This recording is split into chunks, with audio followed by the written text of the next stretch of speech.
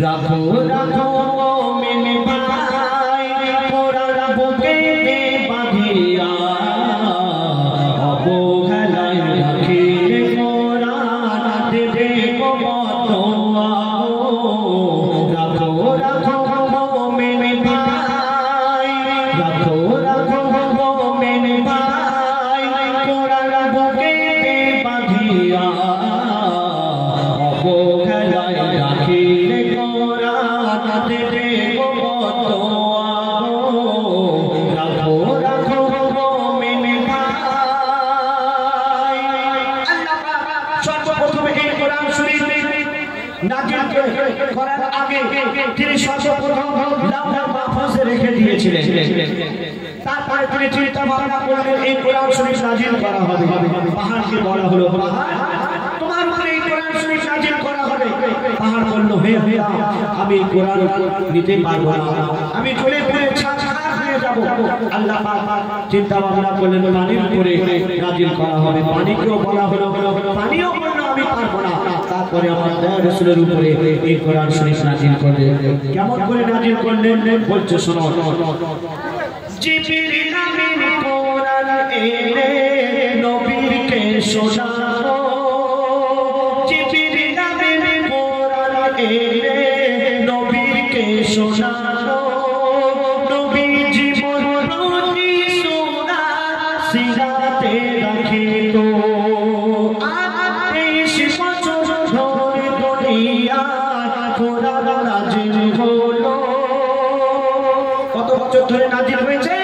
23 বছর ধরে দুনিয়ায় কোরআন নাযিল হলো।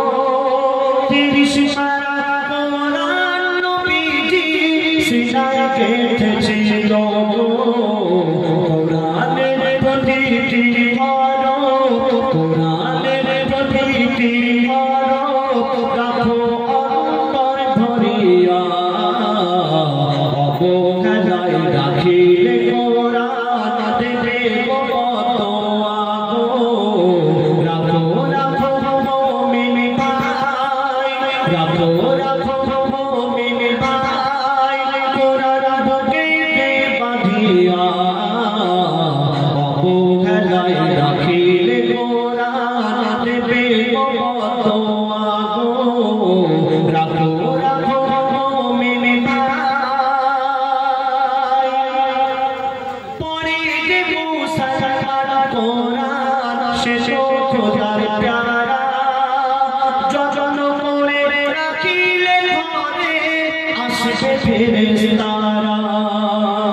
আপনি যদি কোরআন শরীফ আপনার ঘরে রাখেন প্রতিনিয়ত পাঠ করেন আল্লাহ পাক আপনার ঘরে রহমত দান করবে, আপনার ঘরে ফেরেশতারা পাহারা দেবে।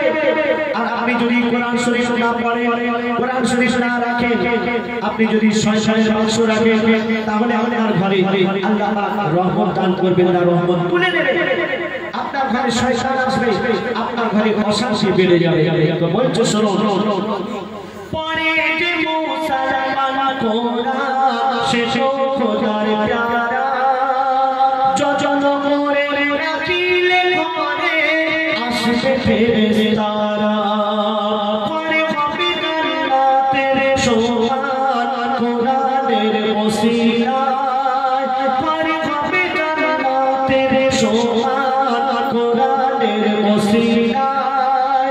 70,000 ফেরেশতা সেই ঘরে পাহারা দেয় গো। পাক সাফ হয়ে কোরআন পাক সাফ হয়ে কোরআন নাও বুকে তুলিয়া অবহেলায় রাখিলে কোরআন দেবে বতোয়া রাখো রাখো মুমিন ভাই রাখো রাখো মুমিন ভাই কোরআন বুকে বাঁধিয়া অবহেলায় রাখিলে কোরআন দেবে বতোয়া রাখো রাখো মুমিন ভাই। এই কোরআন শরীফের শান, এই কোরআন শরীফের মার্তবা আল্লাহ পাক এত দিয়েছে যে কোন ব্যক্তি যদি এই কোরআন শরীফ পড়ে আল্লাহ পাক একটি হরফের পেছনে 10টি করে নেকি দান করে। একটু সুবহানাল্লাহ বলা যাবে না? একটু জোরে বলুন সুবহানাল্লাহ। কেউ যদি কোরআন শরীফ পড়ে আল্লাহ পাক একটি হরফের পেছনে 10টি করে নেকি দান করে। কোন ব্যক্তি পড়তে পারছে না, কেউ পড়ছে, আপনি যদি সেই পড়াকে শুনেন আল্লাহ এক একটি হরফের পেছনে 20টি করে নেকি দান করবেন। আপনি কোরআন শরীফে যদি চুমা খান আপনি নেকি পাবেন। আপনি যদি কোরআন শরীফের দিকে তাকিয়ে দেখেন আপনি নেকি পাবেন। আর সেই কোরআন শরীফ আমরা না পড়ে আমরা কোরআন শরীফের ভালো করে কাপড় জড়িয়ে আলমারির উপরে তুলে রেখে দিয়েছি। তো বলছে শোনো, কোরআন হলো নেকির পাহাড়, কোরআন হলো নদী, কোরআন হলো নেকির পাহাড়, কোরআন হলো নদী, প্রতি কথায় পাবে নেকি কোরআন পড়ো যদি, কোরআন দেখলে নেকি হবে, কোরআন শুনলে নেকি, কোরআন দেখলে নেকি হবে, কোরআন শুনলে নেকি, কোরআনে যদি চুমা খাও পাবে বহু নেকি গো, নেকির পাহাড় ঘরে ফেলে, নেকির পাহাড় ঘরে ফেলে যাও কোথায় ছুটিয়া, অবহেলায় রাখিলে কোরআন দেবে কত রাখো রাখো মুমিন ভাই, রাখো রাখো মুমিন ভাই, কোরআন বুকে বাঁধিয়া, অবহেলায় রাখিলে কোরআন দেবে কত রাখো রাখো মুমিন ভাই। কবির মনের প্রশ্ন, কবির মনের আরজু, কি প্রশ্ন? কবি বলছে শোনো, আমার মন প্রশ্ন করে কোনটা বলো আগে, নামাজ পড়ার আগে নাকি কোরআন পড়া আগে? কেন? আপনি নামাজে দাঁড়ালে নিয়ত করলেন আল্লাহু আকবার বলে, আর যদি নিয়ত করে চুপচাপ দাঁড়িয়ে থাকেন আপনার নামাজ হবে? একটু কথা বলুন, নামাজ হবে? নামাজ হবে না। তাহলে আপনাকে নিয়ত করে আপনার কোরআন শরীফ পড়তে হবে, নামাজের মধ্যে আলহামদুলিল্লাহ সূরা পড়তে হবে, অন্যান্য সূরা পড়তে হবে। আর আপনি যদি কোরআন শরীফ না জানেন তাহলে কি হবে? তাহলে নামাজ পড়ার আগে আপনাকে কোরআন শরীফ শিখতে হবে। তো বলছে শুনুন, আমার মন প্রশ্ন করে কোনটা বলো আগে, আমার মন প্রশ্ন করে কোনটা বলো আগে, নামাজ পড়ার আগে নাকি কোরআন পড়া আগে? কেন?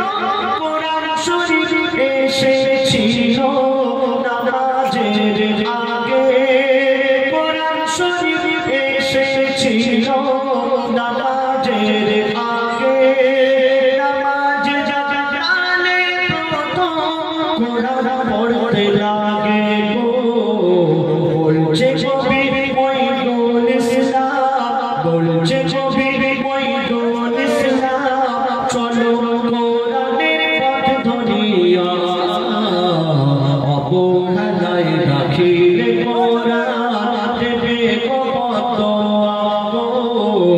রাখো রাখো মুমিন ভাই, রাখো রাখো মুমিন ভাই, কোরআন বুকে বাঁধিয়া, অবহেলায় রাখিলে